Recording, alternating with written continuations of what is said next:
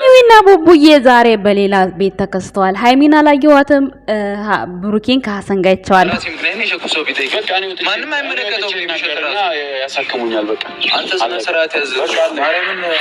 ብሩኬ መልካም ወንድሙ እንዴት እንደሚያስብለት በተግባር አሳያችሁ። መኪናዬን ሸጬ አሳክምሃለሁ።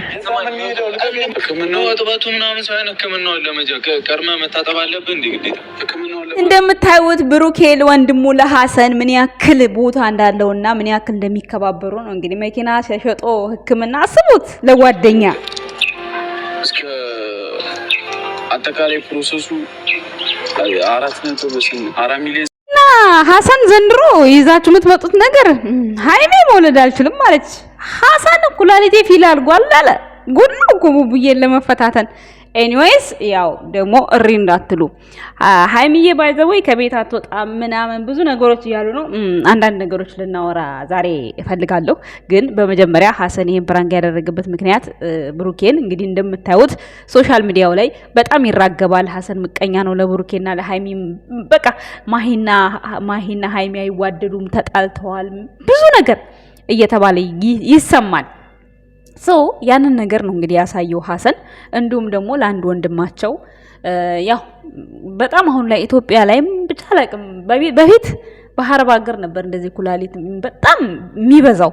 አሁን ደግሞ አልፎ ተርፎ በሀገራችን በተለይ በህፃናት ልጆች ላይ ባይዘወይ በምንድን ነው ግን የሚመጣው አዱን አላቅም። ብቻ ግን ጨው በማብዛት ነው፣ ውሃ ባለመጠጣት ነው። ብቻ ከባድ ነው እንደዚህ አይነት ነገር፣ ብቻ ይከብዳል። ግን በህፃኑ ልጅ ላይ በህፃናቶች ላይ ነው በብዛት አሁን ደግሞ የምናያቸው እነ ብሩኬ በሚያመጧቸው ነገሮች ላይ እንግዲህ ለአንዱ ወንድሙ ቡታጅራ ቆይቶ በነበረበት ጊዜ ብር ስላልሞላ እሱንም ምክንያት በማድረግ የሚረዳ ሰው እየፈለጉ ነው። ሲቀጥል ደግሞ ብሩኬንም ምን አይነት ቦታ እንዳለው በዛው ለማሳየት ያደረገው ነገር ነው ሀሰን። እንግዲህ በላው ላይ አሟርቶም ቢሆንም ሰላም ጤና ይስጥልን የኛ ውድ ቤተሰቦች፣ እንዴት አላችሁ? እንዴት ናችሁ?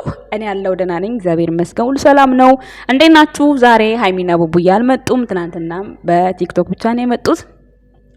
እንግዲህ እንደምታያቸው አንዳንድ ነገሮች እንግዲህ እየተባሉ ይገኛል በሶሻል ሚዲያው ላይ። ያንን ተወት እናድርገውና አሁን ከቡቡና ከሀሰን ምን አይነት ትምህርት ተማራቸው? አንድነታቸው፣ ጓደኝነታቸው፣ አብሮ ማደግነታቸው። እንግዲህ ብሩኬ መኪና ሲሸጥ ተሰድቦ ተገጦ ብዙ ነገር አድርጎ፣ እንዲሁም ሃይሚም አብራው ተሰድባ ተገጣ ብዙ ነገር ሆነው ነው ይሄ መኪና የተገዛው። አብረው ሰርተው ማለት ነው ሁለቱም።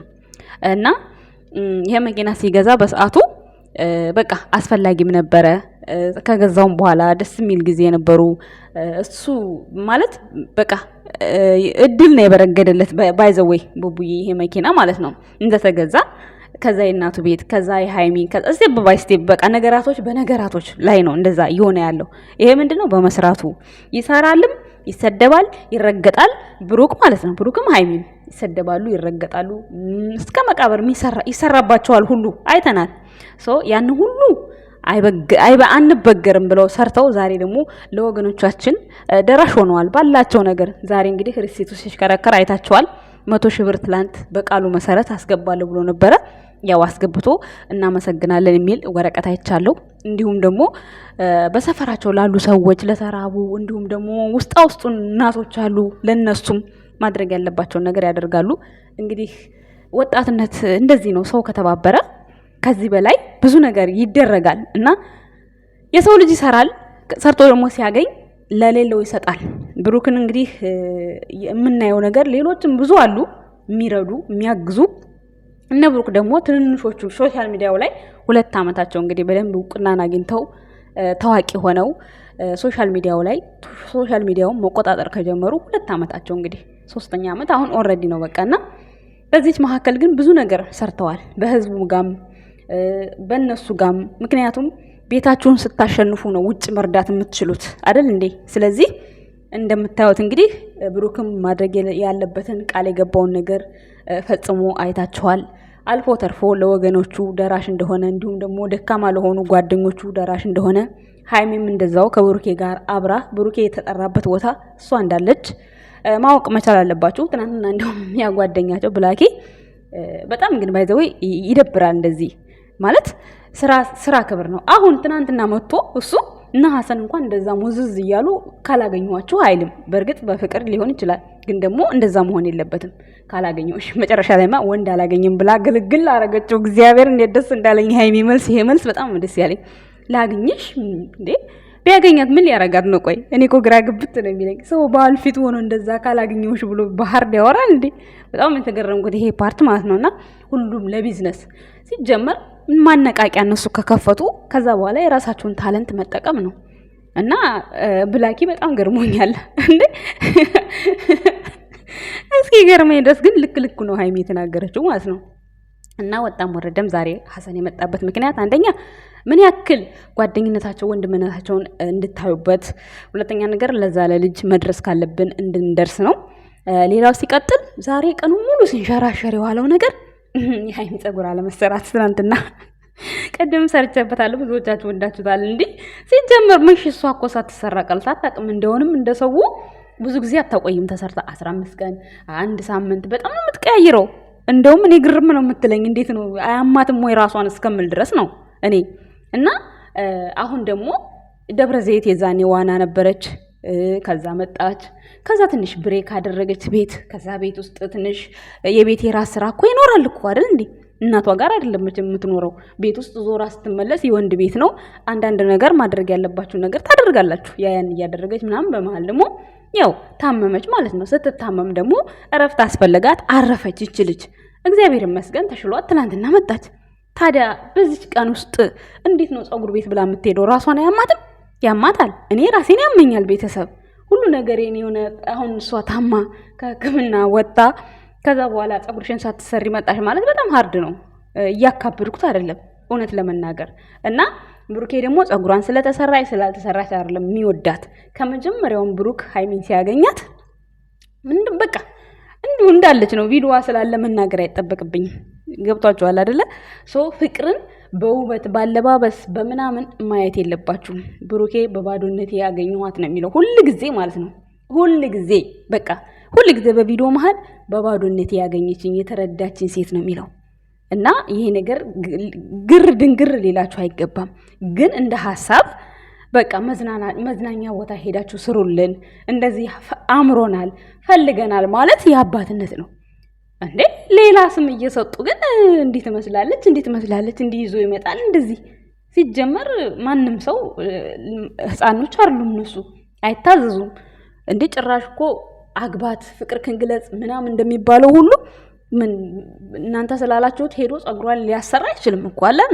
እሱ ፕሮግራም አለው። ሲጀመር ራሷ ናት የምትሰራው። እኔ እስከዛሬ መኪና ብሩኬ ያደርሰኛል ነው የምትለው፣ ራሷ ናት የምትሰራው። ግን አሁን ላይ ታማ ነው ልጅቷ፣ ታማ ነው ያገገመችው። ለምን አልተሰራችም ተብሎ ሊወቀስ በፍጹም አይገባም እላችኋለሁና ውበትን አይደለም ማየት ያለባችሁ። ከምንም በላይ እንደውም ሃይሚኔ ዊግ ስትሰራ ዊግ ከምትሰራ በኖርማል ፀጉሯ እኔ በጣም ደስ ትለኛለች። እውነቴን ስነግራችሁ አሁን እንደውም ፀጉሯ ሳሳ እንጂ ወይኔ የድሮ ፀጉሯ በኢየሱስ ስም እንዴት እንደምወደው እግዚአብሔርን፣ ብዛቱ፣ ጥቁረቱ በቃ ዘለላው ራሱ ሲያምር እግዚአብሔርን። የሆነ ጊዜ አብረሽ ሩታ ኤፍሬም ግጥም እየገጠመች የተሰራችው ፓስቴራ እሱ ፀጉር ወይ እንደውም አንድ ቀን እንትን ላይ ለጥፍላችኋለሁ። ወረ ታውቁታላችሁ። እንደውንም እሱ ፀጉሯ እንዴት እንደሚያምረኝ አሁን አዲስ አበባ መጣ ከለር ምናምን ምን ስትል እንደውንም ሳሳባት አጠረባት። በፊት እኮ በጣም የሚያምር ፀጉር ነበረ። እና ያው ምን ታረጉታላችሁ? እንደዛ በሆነ ነው የምትሆኑት። እና ያን ያህል ተሰራች አልተሰራች ለብሩኬ ዋጋዋ አይቀንስም እላችኋለሁ የኛ ውድ ቤተሰቦች። ማርያምን እኔ እምላችሁ ሰው አሁን አሟትም ስለነበረ እንደዛ ስትሏት እውነትም ሊሰማት ይችላል። እንዴ እውነትም ማስጠልቶብኛል የሆነ ኮንፊደንስ ሊሰማት ይችላልና አንዳንዴ የምንናገረውን ነገር ማሰብ መቻል አለብን። እኔ በምሰራው ቪዲዮ ሀሳብ መስጠትና ይሄ ሰውነትሽ እንደዚህ ይመስላል ማለት በጣም የሞራል ልዩነት አለ። አንቺስ መቼ ጥሩ ነገር ተናግረሽ ታውቂያለሽ ያላችሁኝ ያላችሁ፣ አንዳንዶቻችሁም ደግሞ ትክክል እንዳልሆነ ምህረት ያለችው ሰምታችኋል፣ አይታችኋል እና የተቀበላችሁታላችሁ። ግን እኔ በቪዲዮ ሀሳብ መስጠትና ይሄንን እንዲህ ትመስያለሽ ማለት በጣም ይለያያል። በጣም ልዩነት አለው። እሺ ቤተሰቦች፣ የቪዲዮ ላይ ሀሳብ ቪዲዮ የሰራችው ቪዲዮ ሀሳብ መስጠት ማለት የሷን ማንነት፣ የሷን ውበት፣ የሷን የሆነ ነገር የሚነካ ነገር አይደለም። እኔ እንደዛ አላልኩም። እሷ እኮ ውርድ እኮ ነው ያለችባት። ማርያም ምን ሆና እንደሆነ አላውቅም። እንዴ ማለቴ ብሩኬን የጎዳች ስለመሰላት ነው እንደሚመስለኝ ማለት ነው። እና በጣም ከባድ ነው። ኤኒዌይስ የሰው ልጅ ደግሞ ይሳሳታል። ያው ወጥተሽ ይቅርታ ጠይቂ ከደጋፊዎችሽ ጋር አንድ ላይ ብትስማሚ በጣም የተሻለ ነው ብዬ አስባለሁኝ።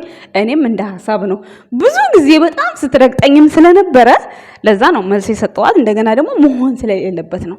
በቃ ምንም የሆነችው ነገር የለም ሃይሚ ምንም አልሆነችም። ለዛ ብዬ ነው። ኤኒዌይስ ዛሬ እንግዲህ ይዤላችሁ መቻለሁ። ከጎኑ ሆናለች። ያው ብዙዎቻችሁ ለምንድን ነው ቤት ጥሏት የሚሄደው ለምን አትወጣም?